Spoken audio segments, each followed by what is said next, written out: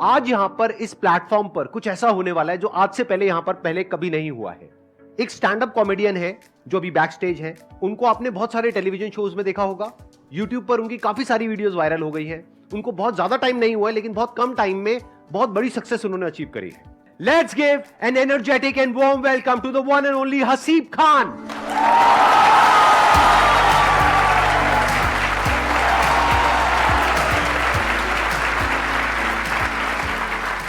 तो आज का दिन हसीब आपका है। यहां पर आप अपना परफॉर्म करिए, जो भी आप करना चाहते हैं। मैं वहां पर ऑडियंस में बैठूंगा। उसके बाद में हम लोग यहां पर बैठेंगे और डिस्कशन करेंगे कि ये जो आप करते हो किस तरीके से करते हो, क्योंकि एक बहुत बड़ी आर्ट है, ये हर एक में नहीं होती है क्वालिटी। अब ये स्टेज आपका है। Let's give big hand for him.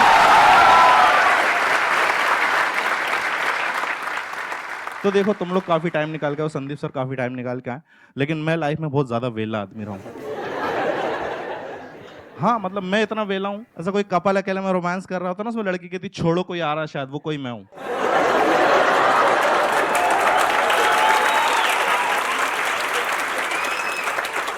तुमने कहावत सुनी, जंगल में मोर नाचा किसने देखा? कितने लोग मिडिल क्लास फैमिली बैकग्राउंड से? अच्छी बात है, तुम लोगों को पता है that you are from middle class. दिक्कत उनके साथ आती है जिनको नहीं पता होता। हाँ यार, बहुत से लोगों को नहीं, जैसे मेरे को मेरा खानदान समझ में नहीं आ रहा कि ये कौन लोग हैं जो भूखे भी नहीं मर रहे हैं और स्प्लेंडर भी नहीं खरीद पा रहे हैं।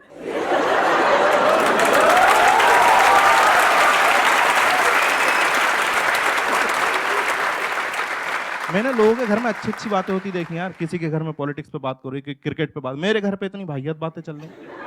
घर में सब बड़े मिलके एक ही बात कर रहे हैं यार, वो पहले ग्लूकोज वाले बिस्कुट में 16 आते थे, आजकल 12 ही आ रहा है।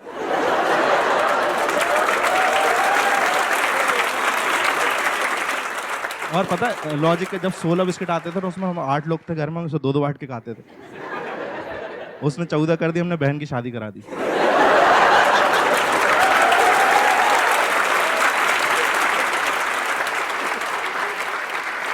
तो उसने 12 करे, हमने भाई को दुबई भेजा काम करने। एक दिन अफवाह गई कि 10 होने वाले, फिर दादी की दवाइयां छुपाई।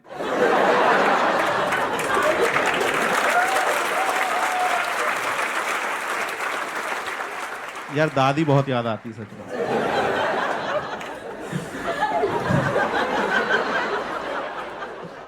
अच्छा देखो, तुम्हारी फैमिली जिस तरह की होती है ना, मैंने देखा रिश्तेदार भी उसी तरीके के होते हैं। हाँ, वो उनके कैरेक्टर। मेरा एक रिश्तेदार ऐसा, वो कभी फोन नहीं करेगा। उसका फोन तभी आता है जब उसे किसी की मौत की खबर देनी होती है। उसको इसी चीज में मजा आ रहा है यार। उससे पहले कोई खबर दे जाओ उसे बुरा लग जाता। और इतनी जानकारी इकट्ठी करके फोन कर रहा है, सामने वाला रो रहा है, कह दो कि झूठे कराए नहीं, लाश सामने पड़ी। इसकी कोई टाइमिंग नहीं यार। दिन रात को 3 बजे कॉल कर दिया, उठाने से मैं डर गया, मैंने अपने घर के गिने। मेरा भाई नहीं था, मैं चिल्लाने लगा यार। वो बाथरूम से बिना धोए भाग के आया।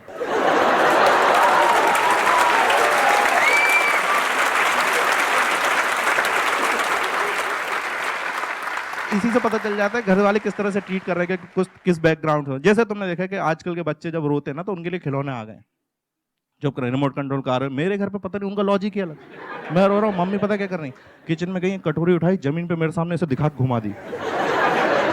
और मैं गधा हर बार चुप हो रहा हूँ देख के।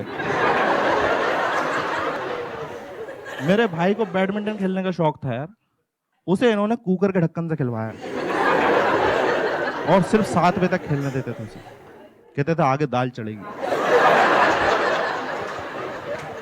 अच्छा, कितने लोग यहाँ पे सिंगल हैं? हाँ देखो, मेरे को तुम्हारा कुछ करना नहीं है, बस मुझे देख कर अच्छा लगता है।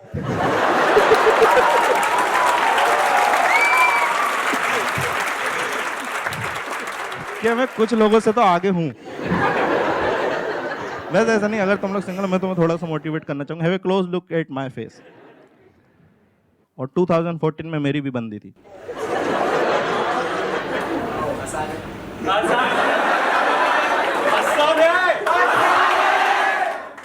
सर ने आसान है बोला, बन गई।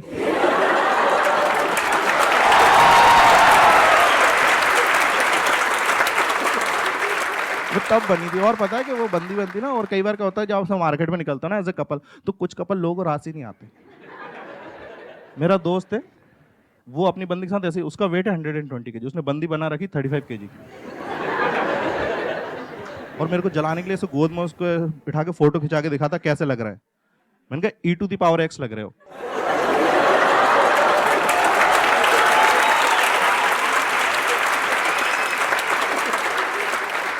ये अलग लेवल होता है प्यार का। कहीं पे भी प्यार जाग जा रहा भाई। ताजमहल देखने गए आगरा, ताजमहल देख रहा, अंदर का शाहजहां निकल के बाहर आया, कल मुमताज को फोन लगा। फिर उस 19 साल के शाहजहां ने 17 साल की मुमताज को फोन लगाया और वो उठा ही नहीं, मुमताज सो रही है, उसे थोड़ी मालूम। 8 बार मैंने 11वीं बार में उठाया, मैंने बोला डेस्परेटली, मैंने कहा सुनो बहुत याद आ रही है, मुझे फोन पे किस चाहिए।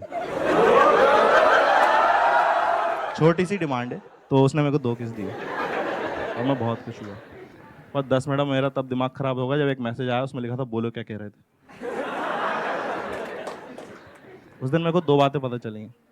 पहली है कि इसकी मम्मी की और इसकी आवाज़ सेम है।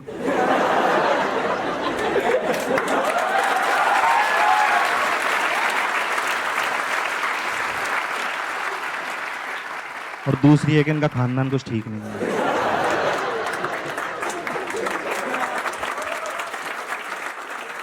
अच्छा, तुम जितने भी सिंगल लोग हो ना, तुम देखना कभी ऐसे तुम्हारी लाइफ में फीमेल इंटरेक्शन कम होता है ना, तुम्हारे दोस्त हेल्प करने के लिए आते हैं।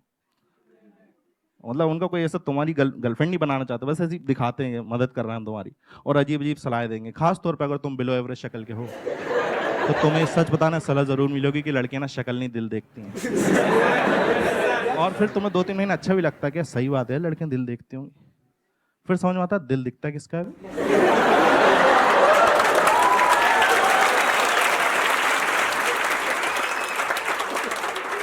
यार heart is an organ which is inside your body. It's not like कि तुम कहीं खड़े हो, 2-3 लड़कियां आ रही, तुमको गधा समझ रही हैं, ये सब देख के तुम्हारे हार्ट को बुरा लगेगा और बाहर आ जाएगा, hi chicks look at me, I am a very nice heart.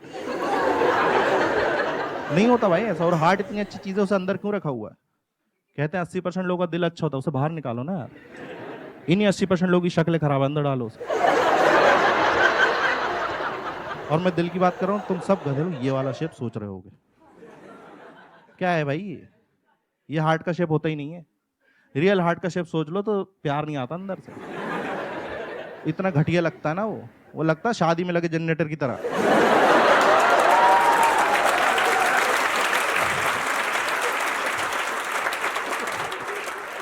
और देखो उसके बाद ना एक सलाह और मिलती है तुमको खास तौर पे कि एक काम करो, डेटिंग ऐप ज्वाइन कर लो। ये और मैंने देखा इतने सिंगल लड़के, कहीं कोई जमाने में इज्जत नहीं मिल रही, डेटिंग ऐप पे आती औकात जाएंगे भूल, तो फिल्टर डाल देते लड़की चाहिए 18 से 22 साल।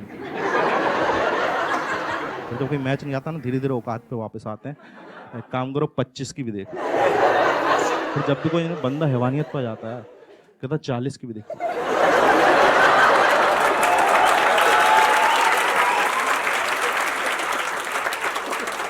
और मेरे इतने नखरी नहीं भाई, मैं डेटिंग पे सीधा से लिखता हूँ लड़की चाहिए वो भी जिंदा।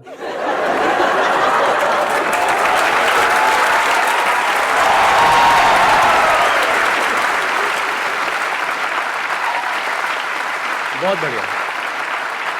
अब यहाँ पर हम सोफाज वगैरह लगा देते हैं। माइक आप दे दीजिए, प्लीज हैव अ सीट, बैठिए। तो अब मैं आप लोगों को बताता हूं कि आज के इस सेशन में अब हम क्या करने वाले हैं। अभी आपने इनको लाइव परफॉर्म करते हुए देखा, कितने लोगों को मजा आया? ऑनेस्टली कितने लोगों को बहुत मजा आया? मैंने जब कॉमेडी शुरू करी थी ना, तो मैंने क्या, वैसे संदीप सर का बहुत हाथ रहा काफी चीजों में। जैसे इनके वीडियो देख के एक बार मैंने बी छोड़ दी। एक मिनट, क्या छोड़ दी? इंजीनियरिंग को बी बोलते हैं हम लोग। अच्छा बी, ओके। मेरे को लगा कह रहा बीड़ी छोड़ दी। हाँ, तो मैंने क्या इंजीनियरिंग छोड़ दी और मैंने वो कोट्स पढ़ लिए थे कि आप सक्सेसफुल हो जाते हो ड्रॉप आउट हो तो मेरे दोस्तों ने बताया फर्स्ट ईयर में नहीं छोड़ते।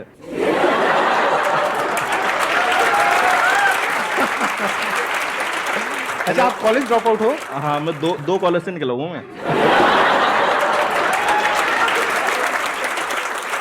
मैं फर्स्ट निकला था ना, फर्स्ट कॉलेज से, तो मैं इसलिए निकला मेरे को कोई गवर्नमेंट कॉलेज लेंगे। अब पता चला कि मिल तो गया लेकिन अब समझ में नहीं आ रहा, वहाँ कुछ निकल ही नहीं रहा, कुछ समझ में नहीं आ रहा, तो थर्ड ईयर में वहाँ से भी छोड़ दी। और ऐसा नहीं, मैंने सबसे मतलब पूरे 3 साल के कॉलेज में एक सबसे अच्छा काम करा था, कॉलेज की वेबसाइट बना दी थी मैंने। वो दिक्कत ये थी, उन्होंने कहा नहीं था बनाने को।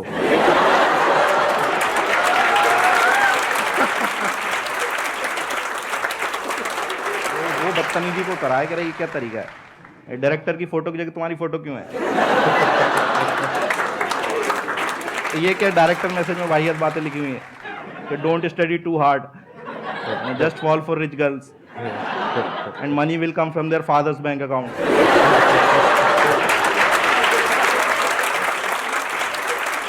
लेकिन संदीप सर का वीडियो देखा था और उसके बाद क्या हुआ कि मैं इनका एक वीडियो आया था सर का, जनवरी में आया था 2018 में, और उस टाइम पे अपन फालतू घूम रहे थे कि भाई कुछ करने ही नहीं, समझ में नहीं आ रहा। तो सर ने उसमें ये बात कही थी कि आप ना उसे उलझे हुए रहते हो लाइफ में, तो आप ऐसे 5-6 दिन का ब्रेक लो और कहीं पे वो पहाड़ों पे चले जाओ या कहीं टेरेस पे चले जाओ या कहीं पे ऐसा सोचो तो कि, और वहाँ से क्या होता है, फिर उन्होंने कहा था कि आप देखते हो ना तो बाकी की दुनिया बहुत छोटी लगती है और आपकी प्रॉब्लम फिर ऐसा लगता है इतनी बड़ी भी नहीं है प्रॉब्लम मेरी।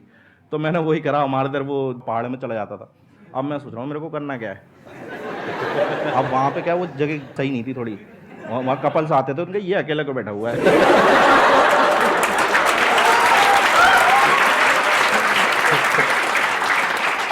और मैं अपना सोच रहा हूँ मुझे करना क्या है।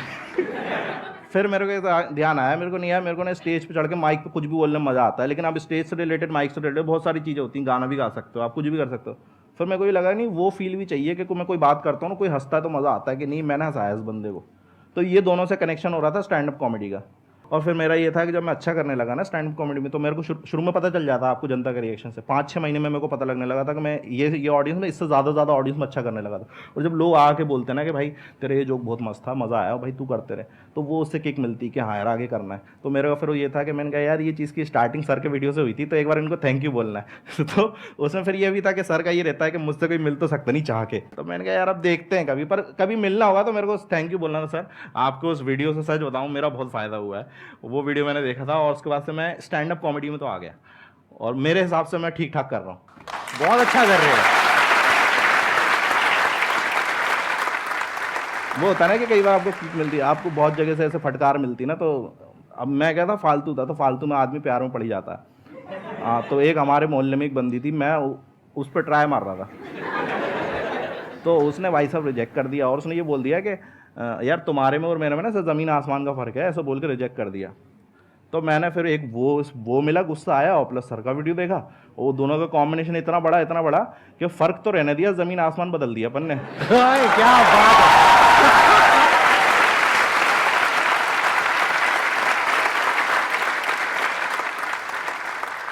सर मेरा क्वेश्चन ये है कि स्टेप्स क्या हैं स्टैंड अप कॉमेडियन बनने के?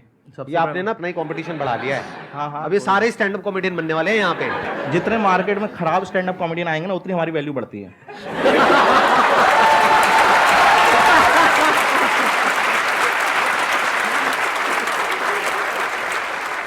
वो एक मीम है ना, गजब बेइज्जती है। अगर मैं आपके कंपटीशन में स्टैंड अप कॉमेडी में आना चाहूं, हाँ तो आप क्या कहना चाहेंगे? सर आइए सर, और ये हमें मज़ा आएगा क्योंकि मुझे पता है स्टैंड अप कॉमेडी की रियलिटी। और सबसे अच्छा मजा पता है तो लोग मेरे जोक्स पे हंसेंगे, मुझ पे हंसेंगे अगर मैं आ गया तो? मैं बता रहा हूँ सबसे अच्छा है कि स्टैंड अप कॉमेडियन को मजा कब आता है, जब दूसरा स्टैंड अप कॉमेडियन खराब करता है। भाई क्या हंसी आती है, उसके चेहरे पे मौत फैली हुई है कि कोई हंस नहीं रहा और हमें लगा रहा है ये देखो अब आएगा मजा। और इतने खुश, मतलब कोई कॉमेडियन अगर उसको हम लोग बॉम्ब होना कहते हैं, अगर उसके जोक्स नहीं चल रहा है, तो कोई बंदा बॉम्ब हो रहा है ना, तो उससे ज़्यादा मज़ा कहीं नहीं है। देखो सबसे पहले तो ये है कि आपने स्टैंड अप कॉमेडी करनी है, तो सबसे पहले तो अपना काम धंधा नहीं छोड़ना है आपको, कि ये नहीं कि मैंने आज ही छोड़ना जो कर रहा हूँ मैं ये था कि मैं जब कॉमेडी करता था ना, तो कॉमेडी से एकदम से पैसा नहीं आता। अगर आप फॉर एग्जांपल उसके हिसाब सोच रहे हो उसको करियर बनाने के, उससे तो उससे एकदम से पैसा नहीं आता। और स्टैंड अप कॉमेडी में पैसा लगता बहुत है शुरू में, कि भाई आपको ट्रैवल करना, जैसे आपको फॉर एग्जांपल ओपन माइक करना है, आपने 5 मिनट लिखे, अब आपको ट्राई करने जाना है कहीं पे कि भाई मेरे को पता तो चले ये मुझे ही फनी लग रहा है, इन सबको भी फनी लग रहा है, पता चला तुम्हें फनी लग रहा है, स्टेज पे गए और वहाँ पे कोई हंसी नहीं रहा। अब आप वहाँ जाओगे, भाई आपका ट्रैवल का भी लगेगा, ठीक है, तो एक ओपन माइक तो करना नहीं है। और मैं बता रहा हूँ मैंने 150-200 करे, यहाँ पे लोग 500-500 कर लेते हैं एक साल में, इतना है दिल्ली में, और करने ही पड़ते हैं, मतलब उसके अलावा कोई ऑप्शन ही नहीं है। तो मैंने 4 साल में फॉर एग्जांपल ये मान के चलो अपने स्टैंड अप कॉमेडी में, जब तक मैंने अपना वीडियो रिलीज़ नहीं करा था, मैंने 3.5 से 4 लाख रुपए खुद से लगा दिए थे उस शॉप से कमा के। हाँ ये बात अलग है जब वो वीडियो आया था इतना चला कि वो उसने 1 महीने में कवर अप कर दिया उसका, लेकिन आपको शुरू में लगाने पड़ेंगे। तो कभी भी उसमें मत जाना कि यार बहुत मज़ेदार आर्ट फॉर्म होती है, तो पहले तो कुछ ऐसा काम करते रहना। प्लस बस ये है कि आपको जब लोग आके बताने लगे कि आप अच्छा करते हो, तो आपको खुद ही मजा आने लगता है, और आपको नहीं बताने लगे तो भी समझ में आ जाता है कि आप तो नहीं करनी है। तो कहीं कहीं पे कुछ चीज़ों को छोड़ना भी पड़ता है। कुछ कुछ मैंने स्टैंड अप कॉमेडी से लेकर 4-4, 5-5, 6-6 साल से कर रहे हैं, उनको जोक तो आज भी हंसी नहीं आ रही, लेकिन वो जस्ट बिकॉज कि नहीं मोटिवेटेड रहना, अपना करियर बिगाड़ लेना। अरे कहीं कहीं समझ भी जाओ, थोड़ा रहम भी तो करो ऑडियंस पे। मेरे से एक बंदा बहुत पूछता था कि भाई कॉमेडी करनी है, मैं उसको समझा रहा हूँ और वो समझ ही नहीं रहा। मैं कह रहा हूँ ऐसा ऐसा कर ले, कह रहे ये तो पता है मेरे को, आप तो ये बताओ। फिर दूसरा ये तो पता, और वो 6-3 महीना उसको ऐसा समझाया ना कि वो कॉमेडी छोड़ के केक बनाता है आजकल।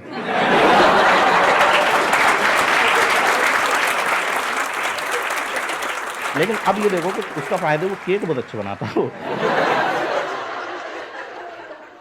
ये जो आर्ट है ना, ये एक पूरा का पूरा इसका एक प्रोसेस होता है, वो दिखता नहीं है आप लोगों को। आप लोगों को लगता है कि मतलब स्टैंड अप कॉमेडी मतलब जैसे हम ग्रुप में बैठे हैं और हंसा रहे हैं, वो एक अलग चीज है, और यहाँ पे स्टेज पे आकर के परफॉर्म करना वो एक अलग चीज है।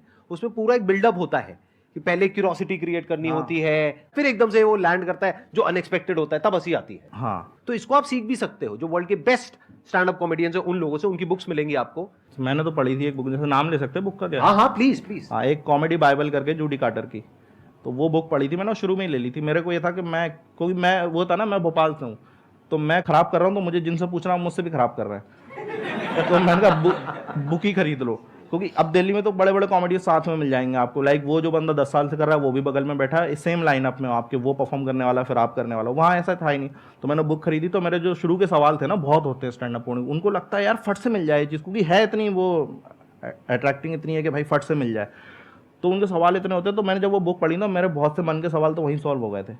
और एक टाइम के बाद बुक छोड़नी भी पड़ती है कि नहीं, बुक जैसे संदीप सर बोलते हैं ना, मेरे वीडियो देखो और एक टाइम के बाद छोड़ भी दो। तो सेम चीज़ बुक के साथ भी है, यानी आप बुक में लग गए तो फिर आपने सीखने के बाद आप वो एडिक्ट ही हो गया, पता चला वो जूडी कार्टर ही बन गए पूरे के पूरे। राइट। तो वो नहीं करना, अपना भी तो लाना है। तो एक टाइम के बाद मैंने वो बुक पढ़ना भी छोड़ दी। मैंने फिर वो जो जिसको बताया था मैंने केक बनाना सिखाया था, उसको बेच दी वो। ये ऑन द स्पॉट बनाया ना आपने जोक? हाँ नहीं, ये रियलिटी भी है। अरे कहाँ। नहीं यार, वो क्या होता है कि आप करते रहो ना, तो ऑन द स्पॉट बहुत सी चीज़ें बन जाती हैं, तो मज़ा भी आता है कई बार करते करते। ऑन द स्पॉट में एक अलग फ्लेवर आता है, लेकिन वो ये वो करते करते आ जाएगा आपको। तो मैंने वो बुक पढ़ी और उसके बाद छोड़ दी, और उसके बाद फिर मैंने अपना उसमें डाला कि भाई मेरा यूनिकनेस क्या है। तो फिर वो चीज़ आया, फिर अब मैंने वो बुक दोबारा खरीदी जब मेरे को लग रहा है कि कुछ और टेक्निकलिटीज़ हैं। आप किसी भी बुक को दोबारा पढ़ो, पहले से ज़्यादा समझ में आता है। तो आपको उस क्वेश्चन का आंसर तो मिल ही गया होगा जो आपने पूछा था, जो नहीं पूछा था उसका भी मिल गया होगा। ये इनकी खास बात है। मेरी यार थोड़ी दिक्कत यही है कि मैं बहुत बोलने लगता हूँ। तो अरे बहुत अच्छा बोल रहे हो आप। हाँ। Sir, I want to ask what is good sense of humor? देखो, सबसे पहले तो यही चीज़ है कि भाई अपनी रियलिटी कभी मत छुपाओ। बहुत से लोग मैंने देखा है कि भाई वो गरीब हैं, लेकिन वो सोचेंगे कि यार कूल बनना है तो एयरपोर्ट पे जोक्स लिखते हैं। कभी नहीं गए फ्लाइट में, उस पर जोक लिख रहे हैं। भाई रियलिटी बताओ ना यार आप। मैं एयरपोर्ट नहीं जाता था, मैं तो कराने की शॉप पे जाता था, तो मैं वहीं से जोक लिखूंगा ना यार। मेरा सेंस ऑफ ह्यूमर तो रियलिटी से आएगा ना। जब तक आपके साथ वो चीज़ हुई नहीं, आप जैसे फॉर एग्जांपल मैं अगर बात कर रहा हूँ कि मेरी गर्लफ्रेंड के बारे में मैं 1.5 घंटे जोक करता हूँ, अब मेरी गर्लफ्रेंड ही नहीं होती तो मैं ऐसे ही बोलता जाता क्या? तो उसके लिए गर्लफ्रेंड होना भी तो जरूरी है भाई। तो इसका मतलब थी आपकी एक्चुअल में।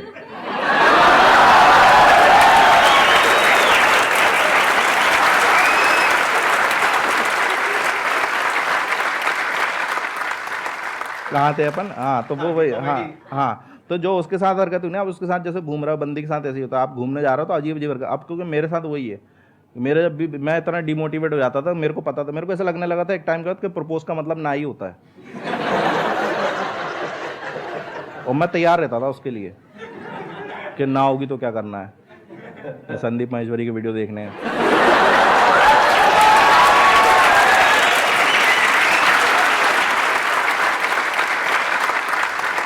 तो जब वो चीज़ें हुई ना, वो सारी मैंने शो में डाल दी कि बिल्कुल रियलिटी। अब वो भी देख के ऐसे गुस्सा कर रही होती है। मेरे साथ यही है, मेरे साथ कोई भी चीट वीट करता ना, मैं उस पर जोक लिख देता हूँ। वो भाई साहब मुझे पैसे देना, मुझे पता है उनके माइंड में जोक्स आ रहे होंगे। मेरी 6 महीने के लिए अपने एक अगले शो में। अरे सर, आप पे भी यही मैं बता रहा हूँ। संदीप सर तो बहुत मोटिवेट कर देते हैं। एक बार उनका कोई सेशन आता है, इसमें कहता है कि भगवान कहीं और नहीं, आप ही हो, आपके अंदर ही भगवान है। मैंने कहा सही है यार, ये तो मैं बैठा हुआ है। मैंने कहा सही है यार, मतलब वीडियो देख के एकदम बैठा हुआ खोया हुआ। मैंने कहा भगवान है यार अपन तो। फिर पापा ने बोला वो बोतलें भर के रखनी है। मेरे अंदर से वही आऊंगा, वत्स तुम्हें पता भी है।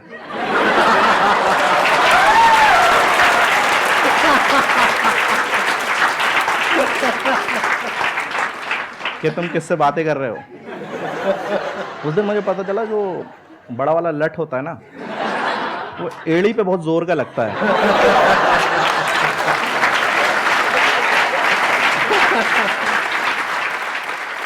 Thank you so much Haseeb for coming, it means a lot to me and to everybody in the audience. हम सबको आपसे बहुत कुछ सीखने को मिला और मजा तो आया ही आया। मजा आया नहीं आया? यस और नो? तो आगे भी ऐसे ही मजा आता रहेगा, अलग अलग गेस्ट आएंगे यहाँ पर। मेरे को ऐसे मिलके थैंक यू बोलना था, मेरे को ये नहीं पता था मैं गेस्ट ही आ जाऊंगा, तो मेरे को बहुत अच्छा लग रहा है। Thank you so much.